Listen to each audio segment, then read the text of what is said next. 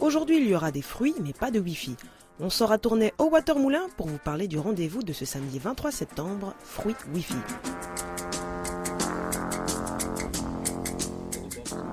Un festival rock indé et déjanté qui s'est mis en place dans le cadre d'une carte blanche accordée par la Maison de la Culture à la salle alternative tournaisienne. Alors pourquoi ce nom Fruits Wi-Fi? C'est difficile à dire d'ailleurs. Alors, en fait, il fallait bien trouver un nom pour le festival et on s'est tous rassemblés juste là.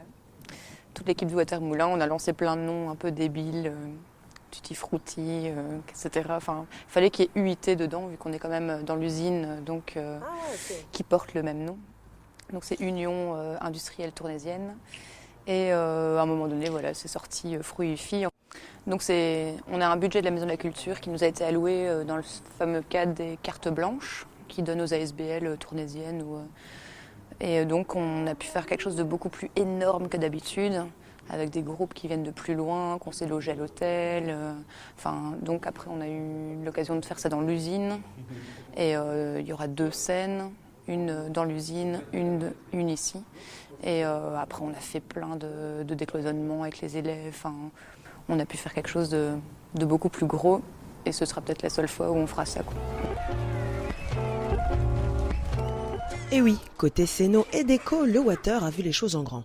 Pour vitaminer les lieux lors de workshops, ils ont lancé un appel à d'autres artistes. Forcément, quand on est dans le milieu, ça s'est bien goupillé.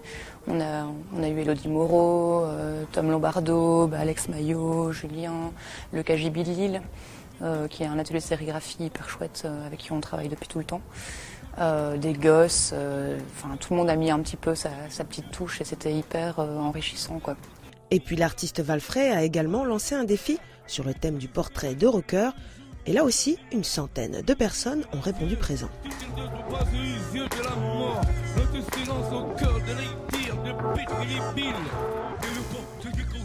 Et puis c'est carrément la programmation du festival qui a influencé la déco. Parmi les groupes invités, les Belges de Schulers Division qui proposent un hip-hop électro captivant et expérimental.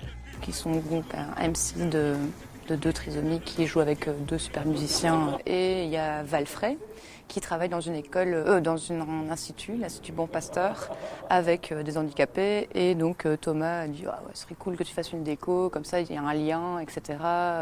Et du coup ça s'est mis en place. Moi je travaille à Saint-Luc et j'ai eu l'occasion de faire un décloisonnement avec lui où on a pu mixer les élèves et faire un travail commun, tout ça c'était vraiment super chouette. Et justement, notre équipe était présente lors des prémices de ce projet. Ce 31 mai 15h, il fait chaud dans l'atelier à Saint-Luc. Depuis ce matin, quelques résidents de l'Institut Bon Pasteur travaillent aux côtés des étudiants en 5e secondaire section artistique. C'est la première fois que ces élèves abordent la gravure. Ce n'est pas le cas pour les personnes handicapées qui participent régulièrement aux ateliers de l'artiste Valfray. Par contre, pour eux, c'est la première fois qu'ils sortent des murs de l'institution pour un atelier collectif.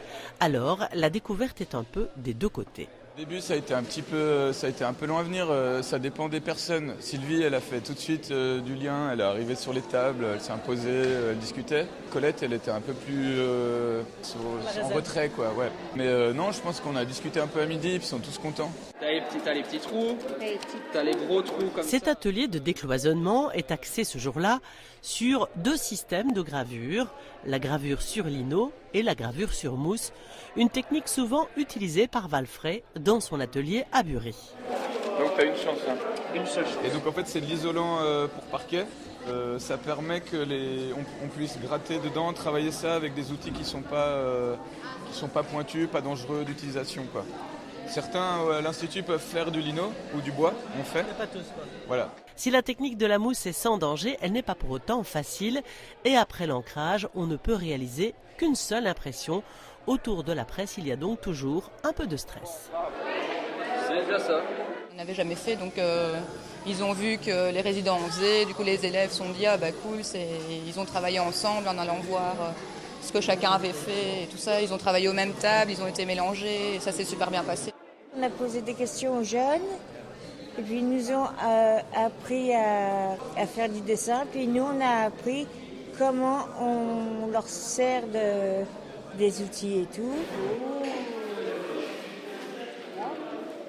C'est beau. Un partage un peu à certaines tables, il y avait plus de personnes où tu avais des échanges associatifs. C'était super sympa. Moi, j'ai changé de table parce qu'il n'y avait personne, parce que ça m'intéressait de parler avec les gens. Et la gravure sur mousse, vous aviez déjà essayé? Non, moi c'était la première fois que j'ai fait les deux là. Les deux c'était la première fois, il y avait des beaux rendus.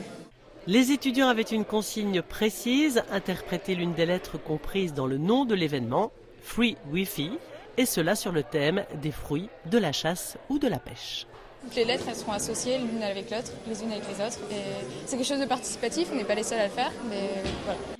Les meilleures impressions seront présentées au Watermoulin ce samedi et on devrait les retrouver également lors de l'art dans la ville. Ce qui est sûr en tout cas, c'est que pour Martine, qui est passionnée de grands peintres, cette expérience avec de tout jeunes artistes fut très importante. Je suis contente que le moniteur m'a accompagnée jusqu'ici parce que c'est un rêve d'enfance de dessiner des dessins merveilleux. Ils font du dessin à la professionnelle. Et ce fut un bonheur aussi pour Michel, le senior de la bande, même s'il était un peu fatigué en fin de journée. C'était intéressant comme journée, hein, Oui, un peu, merci madame. Allez, vas-y papa. Ce samedi 23, vous proposez aussi aux gens de participer. Vous allez proposer quoi en fait? Donc en fait, les gens, ce serait cool qu'ils viennent avec un t-shirt de couleur claire, blanc ou beige, parce qu'ils pourront avoir un souvenir du festival avec Joanne Jacob qui a son atelier ici au Watermoulin de sérigraphie, et les gens du KGB qui vont faire de l'impression en direct sur t-shirts. Et alors il y aura une fresque participative où tout le monde pourra justement se tester à la gravure sur mousse. Et enfin, dernière question, c'est quoi ton fruit préféré? Le fruit de la passion pour le moment. Je trouve qu'avec toute cette petite graine et sa couleur jaune, tout ça, quand on l'ouvre, il n'a pas l'air de grand chose, mais il est super bon et super frais.